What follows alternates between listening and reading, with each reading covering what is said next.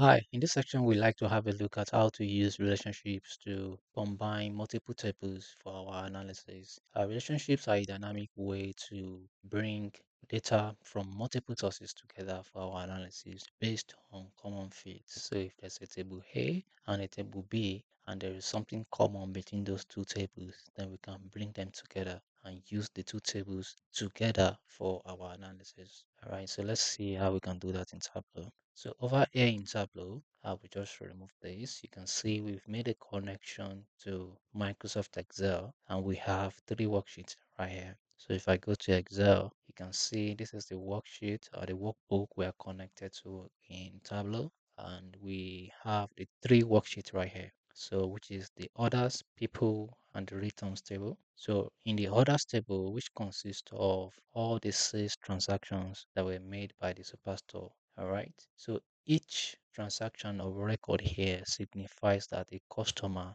has purchased a product. So in the people's table, we also have information about the regional managers. So for each transactions that were made in the orders table that we have here, you can see that they occurred in different regions. So for this particular transaction, it happened in the central region. So over here in the people's table, we can now see that the central region is being managed by this person. All right, in the returns table, we have information about some of the products that were ordered but later returned by customers.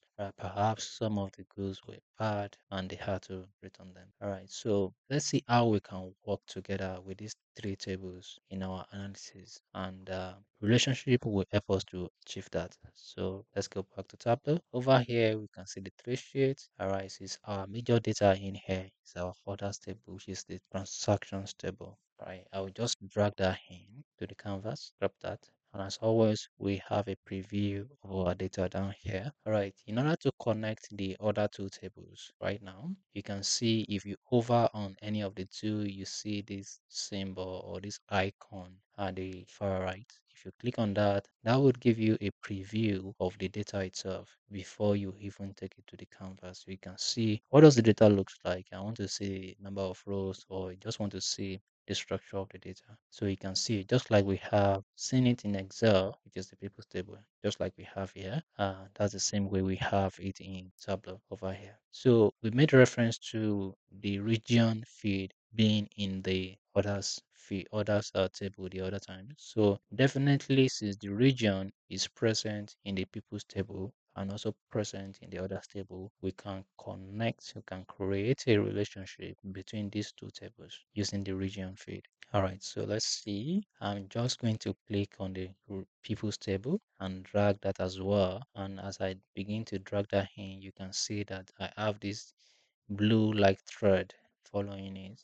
So once I release it, you can see now a relationship has been established between the two tables. If I hover on that line, you can see it's telling us that relationship is in place. Others table is now being relative to the people's table. And as you can see now, a relationship is being created between the two tables. So others table is now related to the people's table based on the region fits. All right. So however, Tableau sometimes might not immediately recognize what the common fits are. So in such a case whereby you come across and you have some error, there will be a breakage in this line as opposed to having it as a solid line, you would have a dashed line. What you can do in that case is that you come to this place right here and you select the right field. In most cases, when that happens, Tableau tries to read the name. As you can see here, this represents the information in the orders table, and this one represents the information in the people's table, right? So, however, if we had something like region here, and this one specifies like maybe country region, something like that, Tableau would find it difficult to match those two together because Tableau will only look at the name, and if there's a mismatch in the name, then Tableau will not be able to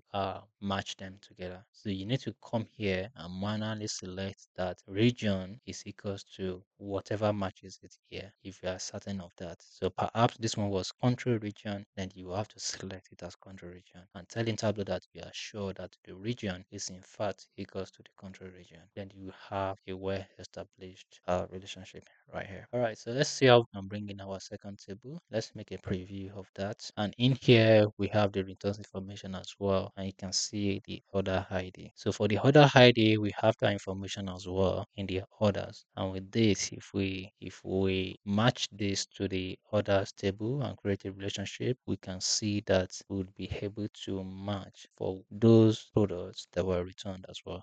So I'm going to drag this, and as you can see, I'm not dragging it here. I'm going to carefully have it on the first one, because having it here, these two tables do not relate. They don't have anything in common. The people's table and the returns table doesn't have anything in common. So if I should drop it here, you are going to see that breakage that I talked about. You see that dashed line, and it's telling us that there is no common field. You can see no matching fields, right? However, if I take it here and put it on the orders table, let's see. Right now, you can see that it has now created a relationship based on the order ID. So right now, we have created our first data model using a relationship, and we can now work with these three tables together in our analysis. One thing to notice about the relationship is that these three tables are not merged together, right? They are independent, right? They are separated but only linked together by our common field. So unlike a join whereby the tables are meshed together, in a relationship the tables remain separate. And as you can see, evidently, if I click on the orders table, you will see the orders information here. If I click on the returns, you will see the returns here as well. Likewise, for the people, you will see the people's table here, right? So they are separate.